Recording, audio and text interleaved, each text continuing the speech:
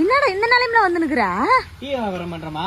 அதுக்கு நீ இப்படியா? ஆமாமா, பங்குனி வெயில பல்ல விழிச்சு அடிக்கும் போதே டீ இஞ்சி டீ கேட்பானுங்க, மழைக்கு சும்மா இருப்பானுங்க, அதான் டீ வியாபாரம் பண்ணலான்னு வந்துட்டேன்.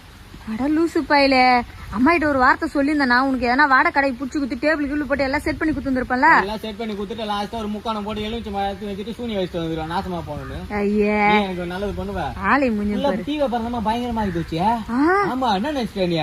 டாக்டர் ஒரு நாளைக்கு 5 லிட்டர் 6 லிட்டர் கம்பல்சரி தண்ணி குடிக்கணும்னு சொல்றாருல்ல, குடிக்கிறானுங்களா? இல்ல. ஆனா கம்பல்சரி 10 டீ 15 டீ குடிச்சே ஆகணுங்கம்மா. அப்பா அம்மா அண்ணன் தங்கச்சி சித்தி சித்தப்பா இது எல்லாம் இருந்து அனாதை இருக்கிறவங்க, ஆனா டீ குடிக்காம ஒருத்தவங்க இருக்கு தெரியலமா அப்படின்ற. ஆமா, அதுக்கு முன்னாடி தலைவலி வந்தா என்ன பண்ணுவானுங்க, பேது பிடிப்பானுங்க. இப்ப அதெல்லாம் கிடையாது. ஒரு 5 ரூபாய் டீ வாங்கி குடிச்சோமா தலைவலி போயிடுச்சு.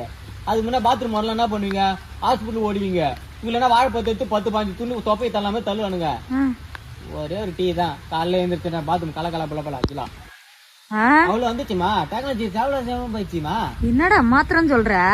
நீ பேசுறது கேட்ட எனக்கே தலைவலி. அம்மாக்கு ஒரு டீ போட்டு குடுறா சாமியா.